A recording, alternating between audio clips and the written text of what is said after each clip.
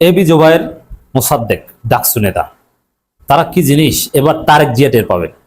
জামাত ইসলাম কখনোই কোনো শক্তির কাছে মাথা নত করে নাই, আর জীবনে কোনোদিন করবে না ইনশাআল্লাহ। ছাত্র শিবির, এই জামাত ইসলাম, তারা ত্যাগ তিতিক্ষা সবকিছু পাড়ি দিয়ে আজকে এই বাংলাদেশের অর্জন, এই বিজয় আমরা পেয়েছি। এই 5 আগস্টের বিজয়, বাংলাদেশ জামাত ইসলামের এমন কোনো নেতা ছিল না যাদেরকে ফাঁসির মঞ্চে পর্যন্ত ঝুলানো হয়েছে। তারা হাসতে হাসতে, তারা কিন্তু একবারও মাথা নত করে নাই।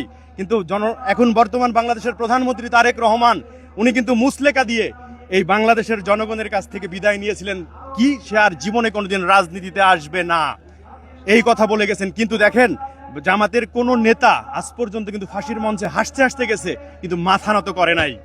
আজকে সেই জামাত ইসলামকে গুপ্ত বলতেছেন, এই যেন শয়তানেরও অবাক হয়ে যাওয়ার কথা। বাংলাদেশ জামাত ইসলাম যত দিন যাবে ততই বাংলাদেশের প্রতিটি মানুষের কাছে আস্থাভাজনে পরিণত হবে। জামাতের সর্বসময় ভালো লাগে তারা 5 ওয়াক্ত রোজা নামাজ করে এবং তারা কখনো কারোর একটা টাকা মারিয়া খায় না। রিক্সায় উঠলো, রিক্সা টাকা সুন্দর মতো দেয়। তাদের চলা ফিরা ব্যবহার, এই যে শিবিরের যে ছেলেপেলে আছে, মিথ্যা কথা কোনো মামা, ওরা খুবই ভালো। এটা আমি ভার্সিটিতে বা আমি দেখি সব জায়গায়, এরা খুবই ভালো। এদের কথা নরম, চলাফেরা, নামাজ রোজা সম্পূর্ণ দিক দিয়ে এরা ভালো। ভাই, আপনাদেরকে গুপ্ত সংগঠন কেন বলা হয়? আচ্ছা, তো গুপ্ত সংগঠন বলা হয় যে আজকে যে আমরা গোপনে এই প্রোগ্রামটা করছি, সাংবাদিকরা গোপনে এখানে রেকর্ড করছে এবং গোপনে গোপনে এটা প্রচার করা হবে, আর গোপনে গোপনে আমরা এটা দেখবো। এজন্য মূলত শিবিরকে গুপ্ত সংগঠন বলা হয়। তো আর কোনো উত্তর তো আমাদের কাছে নাই। আসসালামু আলাইকুম রহমতুল্লাহ। গুপ্ত রাজনীতি নিষিদ্ধ না, গুপ্ত রাজনীতি গুপ্ত রাজনীতি নিষিদ্ধ তালিকা, গুপ্ত রাজনীতি নিষিদ্ধ চাই। সরি দর্শক, প্লিজ কেউ কিছু মনে করবেন না, কারণ ঢাকা বিশ্ববিদ্যালয়ে পড়ে যারা গুপ্ত শব্দ লিখতে পারে না, আর আমরা তো উচ্চারণ করতে ভুল হওয়াটা স্বাভাবিক। গুপ্ত রাজনীতি নিষিদ্ধ চাই। এই গুপ্ত শব্দ লিখতে গিয়ে, রাজনীতি শব্দ লিখতে গিয়ে কত যে ভুল করছে। অবশ্য তাদের এই ভুলগুলো আমি স্বাভাবিকভাবেই নেই, কারণ হচ্ছে যারা শিক্ষাঙ্গনে গিয়ে কলম হাতে না নিয়ে কলমের পরিবর্তে অস্ত্র হাতে নেয়, কলমের পরিবর্তে কিরিচ হাতে নেয়, তাদের দ্বারা এই ভুল হওয়াটা স্বাভাবিক। একজনকে যখন গুপ্ত লেখার কারণে ভুল ধরা হয়েছে, আর একজন শুদ্ধ করে লিখতে গিয়ে গণ নিচে ত দিছে। তাকে যখন ভুল ধরা হয়েছে, আর একজন শুদ্ধ করে লিখতে গিয়ে পর উপরে মাত্রা দিয়ে দিছে, মানে জগা খিচুড়ি অবস্থা। তো আমরা রাজনীতি করতে গিয়ে নিজেদের ক্যারিয়ারকে নষ্ট করতেছি। সম্ভবত মুফতি আমিনুর রহমতুল্লাহ বলছেন, ছাত্র বয়সে ছাত্রদের জন্য সবচেয়ে বড় রাজনীতি হচ্ছে মনোযোগ দিয়ে লেখাপড়া করা, যোগ্য হওয়া, ভালো নেতৃত্ব দেওয়ার যোগ্যতা অর্জন করা। কিন্তু আজ আমরা সেই মূল জিনিসটাকে হারিয়ে আজকে আমরা হাতে ধরেছি অস্ত্র, যার কারণে বর্তমান সমাজে আমাদের শিক্ষাঙ্গনে রাজনীতির পরিবর্তে অপরাজনীতির চর্চা চলছে। যতক্ষণ পর্যন্ত আমাদের শিক্ষা প্রতিষ্ঠানগুলো এই অপরাজনীতি হইতে মুক্ত না হবে, ততক্ষণ পর্যন্ত আমাদের এই শিক্ষা প্রতিষ্ঠান থেকে ভালো, যোগ্য ডাক্তার, ইঞ্জিনিয়ার এবং একজন সৎ ও আদর্শ মানুষ হিসেবে গড়ে ওঠা সম্ভব না। প্রিয় দর্শক, গুরুত্বপূর্ণ কিছু ভিডিও নিয়ে উপস্থিত হয়েছি, তার শুরু অংশগুলো দেখে আপনারা বুঝতে পেরেছেন আজকের আলোচনা কতটা গুরুত্বপূর্ণ, তথ্যবহুল হতে চলেছে। তো দর্শক, চলুন ভিডিওগুলো না টেনে শুরু থেকে শেষ পর্যন্ত দেখতে থাকুন। আর আপনি যদি আমার চ্যানেল নতুন হয়ে থাকেন, তাহলে চ্যানেলটি সাবস্ক্রাইব করে পাশে থাকা বেল আইকন বাটনটি বাজিয়ে দিবেন। প্রিয় দর্শক, চলুন কথা না বেরিয়ে ভিডিওগুলো দেখে আসি। জামাত ইসলামকে গুপ্ত বলে কোনো লাভ হবে না। জামাত ইসলাম যে গুপ্ত ছিল না, এটা এদেশের আকাশ সাক্ষী, বাতাস সাক্ষী, জমিন সাক্ষী। জামাত ইসলাম রাজপথে সিংহ শাবকের বাচ্চার মতো ততক্ষণ পর্যন্ত সংগ্রাম করেছে, যতক্ষণ পর্যন্ত জামাত ইসলামের নেতৃবৃন্দের একটি চোখের পাতাও লড়েছে। তারা জালেমের চোখে চোখ রেখে সংগ্রাম করেছে ভোটের অধিকারকে প্রতিষ্ঠিত করার জন্য, ন্যায় ইনসাফ প্রতিষ্ঠিত করার জন্য। বাংলাদেশ জামাত ইসলাম ততক্ষণ পর্যন্ত সংগ্রাম করেছে যতক্ষণ পর্যন্ত তাদের চোখের একটি পাতা পর্যন্ত লড়েছে। আজকে সেই জামাত ইসলামকে গুপ্ত বলতেছেন, এই যেন শয়তানেরও অবাক হয়ে যাওয়ার কথা। বাংলাদেশ জামাত ইসলাম যত দিন যাবে ততই বাংলাদেশের প্রতিটি মানুষের কাছে আস্থাভাজনে পরিণত হবে। আর যারা জামাত ইসলামকে গুপ্ত বলবেন, শেখ হাসিনার মতো বেশি বেশি করে রেজাকারের ট্যাবলেট বিক্রি করবেন, আপনারা শেখ হাসিনার মতো আস্থা করে নিক্ষেপ হবেন আগামী দিনে। এই সত্য বলতে গিয়ে আমিও হকার সাইফুল শহীদ হতে রাজি, কিন্তু কোন দালালি আমি করব না, কারো চামচামি করব না। আমার মতো হকার খেতে খাই, সেটে খাই না। অতএব যারা সেটে খায় তারাই সময়ের পরিক্রমায় এক এক সময় মিথ্যা বলি ছাড়ে। আজকে জামাত ইসলামকে কোন মুখে আপনারা গুপ্ত বলেন? যেই জামাত ইসলামের শীর্ষস্থানীয় নেতারা মৃত্যুকে সরাসরি আলিঙ্গন করেছে, তারা শেখ হাসিনা এবং জালেম সরকারের সাথে সাথে আঘাত করে নাই। এটাই হচ্ছে জামাতের অপরাধ। বাংলাদেশ জামাত ইসলাম বাংলাদেশের স্মরণকালের সবচাইতে নির্যাতিত নিষ্পেষিত একটা দল। সেই জামাত ইসলামকে নিয়ে অনেক তেলবাজ সুশীল সমাজরা এখন রাজাকার বলছেন। জামাতে ইসলাম যে রাজাকার ছিল তার প্রমাণ হয়ে গেছে। দেলোয়ার হোসেন সাঈদীকে মিথ্যা মামলায় আবদ্ধ করা হয়েছিল। তথাকথিত যুদ্ধ অপরাধের বিচারের দাবিতে শাহবাগের গণজাগরণ মঞ্চে আমার রাসূলকে কটাক্ষ করা হয়েছিল। নাস্তিক বলাগাররা যুদ্ধ অপরাধের বিচারের দাবিতে নেমে ইসলাম এবং কোরআন অবমাননা করেছিল। মিয়া, লজ্জা করে না? আমি বাংলাদেশের সুচিন্তাশীল জনগণকে উদ্দেশ্য করে বলতে চাই, ভাই, এই দুনিয়ায় থাকার জায়গা নয়। সেকুলারবাদী মিথ্যাবাদীদেরকে বয়কট করুন।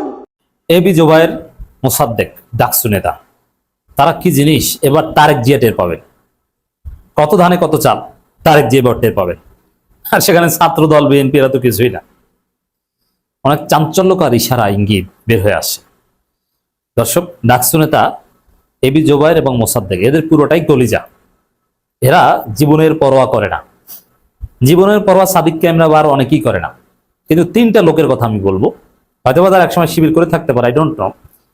তবে একজনের সম্পর্কে নিশ্চিত জানি, রাজশাহী বিশ্ববিদ্যালয়ের জিএস সালাউদ্দিন আম্মার, মোসাদ্দেক, এবি জোবায়ের, এই ছেলেগুলো, প্রথম কথা, এরা জীবনের পরোয়া করে না। পৃথিবীর কোনো শক্তি এদেরকে থামাতে পারবে না, নাম্বার ওয়ান। দ্বিতীয় হচ্ছে, এবি জোবায়ের, মোসাদ্দেক, এদের কোনো হাইকমান্ড নাই, এদের কোনো মাদার পার্টি নেই। এ কারণে এরা এদের নীতি নৈতিকতা বোধ থেকে যা ইচ্ছা তা বলেন, বেপরোয়া। এ কারণে তাদেরকে সবাই ভয় পায়। যেমন সাদিক কায়েম যদি তারেক রহমানকে জয় বাংলা করে দিতে চান বা ছাত্রদলকে নাকানি চুবানি খাওয়াতে চান, এটা তারেক রহমান আমিরে জামাতকে ফোন দিয়ে যদি বলে যে শফিক ভাই, সাদিক ক্যাম্প একটু বেশি করতেছে, আপনি একটু বুঝিয়ে বলেন, ডাক্তার শফিকুর রহমান সাদিক ক্যাম্পকে একটা ফোন দিলে সাদিক ক্যাম্প ঠান্ডা। কিন্তু এই এবি জোবায়ের, মোসাদ্দেক, সালাউদ্দিন আম্মাররা এমন জিনিস, কারো ফোনে তারা থামবেন না এবং কেউ তাদেরকে ফোন দেওয়ার মতো সাহসও করবে না। ওরা দেশের জন্য, জাতির জন্য নিজেদেরকে উৎসর্গ করে দিয়েছে। ওদের মা বাবারাও নিজেদেরকে উৎসর্গ করে দিয়েছে। ওদেরকে কেউ থামাতে পারবে না।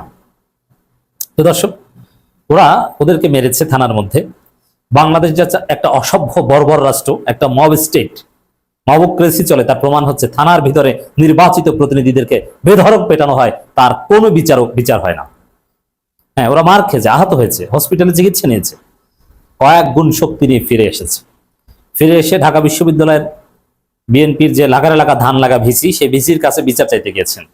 কিন্তু ভিসির সাথে যারা আছেন তাদের বডি ল্যাঙ্গুয়েজে মনে হয়েছে তারা এর কোনো বিচার করবেন না। এরপরে এবি জোবায়ের, মোসাদ্দেক গেছেন শাহবাগ থানায় মামলা করতে। শাহবাগ থানায় মামলা করতে গেলে ওসি উধাও হয়ে যান। এবি জোবায়ের, মোসাদ্দেকদের মামলা শাহবাগ থানা নেয়নি। এমনকি সাংবাদিকদের যে পিটিয়েছে, গুপ্ত শিবির ট্যাগ দিয়ে সাংবাদিকদের যে নির্যাতন করেছে, পুরো ঢাকা বিশ্ববিদ্যালয় সাংবাদিক সমিতিকে যে পিটিয়ে সাইজ করেছে ছাত্রদল, বিএনপি, কানের পর্দা ফাটিয়ে দিয়েছে, তারও কোনো মামলা শাহবাগ থানা এখনো নেয়নি। এটাই হচ্ছে চাঞ্চল্যকর ইশারা, ইঙ্গিত। এই জন্যই আমি এখানে তারেক জিয়ার নাম টেনে এনেছি।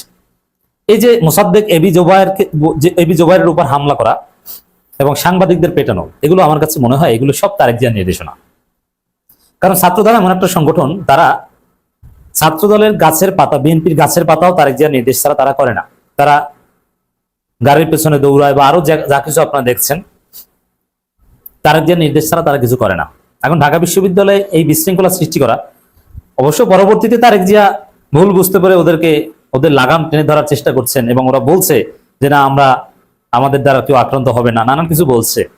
কিন্তু তারেক জিয়া এক্সপেরিমেন্ট করতে ছাত্রদলকে নির্দেশ দিয়েছিলেন, সালাউদ্দিন আহমেদ এটা প্রযোজনা করেছেন। তো এইভাবে দর্শক, এবি জোবায়ের, মোসাদ্দেককে পেটানো হয়েছে। এমনকি এরপরে রাজশাহী বিশ্ববিদ্যালয়ে সালাউদ্দিন আম্মারকে নিয়েও এক্সপেরিমেন্ট করতে পারে যে ওকে একটু মাইর দিয়ে দেখো কি হয়, সম্ভাবনা আছে, আমি ধারণা করছি। সেখানে এবি জোবায়ের, মোসাদ্দেককে ওই তারেক রহমানের ডেটার প্ল্যানের অংশ হিসেবে পেটানো হয়েছে। তার প্রমাণ হচ্ছে, যদি ছাত্রদলের ফার্স্ট ইয়ার বা জুনিয়ররা অতি উৎসাহী হয়ে এই কাজ করে থাকতো, একদম বিএনপির শীর্ষ নেতৃত্ব, ছাত্রদলের শীর্ষ নেতৃত্বের সাথে জড়িত না থাকতো, তাহলে শাহবাগ থানা মামলা নিত, বিশ্ববিদ্যালয়ের ভাইস চ্যান্সেলর তারাও বিচার করার প্রতিশ্রুতি দিতেন। কিন্তু আমরা দেখতে পাচ্ছি বিশ্ববিদ্যালয় কর্তৃপক্ষ বিচার করবে না এরকম একটা গাছারা ভাব, আর শাহবাগ থানা মামলা নিচ্ছে না, সাংবাদিকদেরও মামলা নিচ্ছে না, এবি জুবায়ের মোসাদ্দেকদেরও মামলা নিচ্ছে না। তাহলে এর মাধ্যমে স্পষ্ট এটি চাঞ্চল্যকারী ইশারা যে উপরের মহলের নির্দেশে এটা করা হয়েছে, যার ফলে উপরের মহলের নির্দেশে মামলা নেওয়া হচ্ছে না। ইটস ভেরি সিম্পল, মামলা নেই, তদন্ত হোক, তারপরে দোষীদের বিচার করুক। না, যেখানে ছাত্রদল দুঃখ প্রকাশ পর্যন্ত করেছে এবং ছাত্রদল তাদের নেতাদের বহিষ্কারের উদ্যোগ নিয়েছে তদন্ত করে, সেখানে শাহবাগ থানা মামলা নিবে না কেন? জনগণের আইনের আশ্রয় নেওয়ার কি অধিকার নেই? এটা স্পষ্ট যে উপর থেকে বলা হয়েছে যে মামলা নেবে না। দেখেন, এই এবি জুবায়ের মোসাদ্দেকদের হত্যা চেষ্টা করা হলে মামলা নেওয়া হয় না, সাংবাদিকদের ঢালাওভাবে হত্যা চেষ্টা বা পিটিয়ে হাত পা ভেঙে কানের পর্দা টর্দা ফাটিয়ে দেওয়া হলে মামলা নেওয়া হবে না, এটা উপরের নির্দেশ। কিন্তু জামাত এমপিকে হত্যা চেষ্টা করা হয়েছে, সেখানে মামলা নেওয়া হয়েছে এবং 9 জনকে গ্রেপ্তার করা হয়েছে। অবশ্য অনেকে এখনো ঘুরে বেড়াচ্ছে, কিন্তু 9 জনকে তো গ্রেপ্তার করা হয়েছে। কেন? এটা উপরে নির্দেশ। উপরে বলছে যাক এমপি তো কয়েকজনকে ধরেছে। আর মোসাদ্দেক এবি জুবায়ের ও তো আমাদের আব্বা বলেছে যে ওদেরকে সাইজ করতে, তো এখানে তো মামলা নেওয়া হবে না।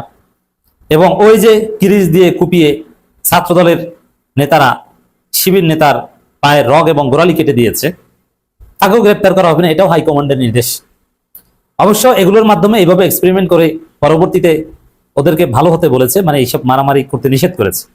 কিন্তু যেহেতু কড়া নির্দেশনাটাও উপরের ছিল, এই কারণে মামলা নেওয়া হচ্ছে না। মামলা নিলে আমরা মনে করতাম যে সন্ত্রাসীরা অতি উৎসাহী হয়ে মব সৃষ্টি করেছে, কিন্তু মামলা না নেওয়ার মাধ্যমে স্পষ্ট যে এই মব এটা বিএনপির উচ্চ পর্যায়ের নির্দেশে হয়েছে। এটাই হচ্ছে চাঞ্চল্য। Very simple. ডাকসু নির্বাচিত প্রতিনিধিদের কিভাবে মারা হয়েছে ক্যামেরার সামনে, সাংবাদিকদের কানের পর্দা ফাটিয়ে দেওয়া হয়েছে, তারপর মামলা নেওয়া হবে না? এটা কোন অসভ্য রাষ্ট্রে আমরা বসবাস করছি? আপনি চিন্তা করেন, কানের পর্দা ফাটিয়ে দেওয়া হয়েছে, কয়েকটা টকবগে তরুণ কয়েকদিন হসপিটাল খেটে এসেছে, কিভাবে মারা হয়েছে আমরা দেখেছি, মামলা নেওয়া হবে না। তবে এবি জুবায়ের মোসাদ্দেক, ওদের রক সবগুলো বাঁকা, ওদের ঘাড় তেরা, ওদের ঘাড় মনে হয় 150 ডিগ্রি তেরা। আমাদের ঘাড় যেরকম সোজা, ওদের ঘাড় 150 ডিগ্রি তেরা। ওরা এর শেষ দেখে ছাড়বেন, ওদেরকে কেউ থামাতে পারবে না। ওদেরকে মেরে ফেললো, ওরা প্রতিবাদ থেকে পিছু হটবে না এবং তারেক বাহিনীর কোনো গুন্ডামিকে ওরা ছাড় দিবে না। দর্শক দেখেন, এবি জুবায়ের মোসাদ্দেকদের হুঙ্কার, বিশেষ করে মোসাদ্দেক বলেছেন আজ থেকে 50 বছর পর হলেও এই হামলার বিচার হবে। এই হুঙ্কারের মাধ্যমে বোঝা যায় যে এবি জুবায়ের মোসাদ্দেক ওরা কি জিনিস।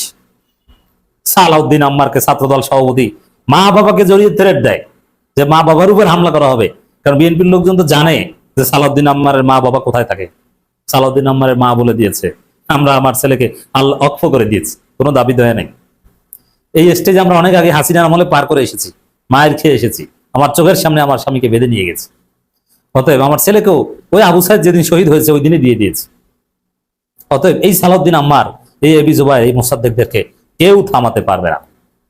তারেক জিয়া এই 3 জনকে ভয় পান এবং এই 3 জনকে টার্গেট করেছেন এবং তারেক রহমানের পক্ষ থেকে এই 3 জনকে নানানভাবে হুমকি দামকি দেওয়া হচ্ছে, এটা আমরা বুঝি।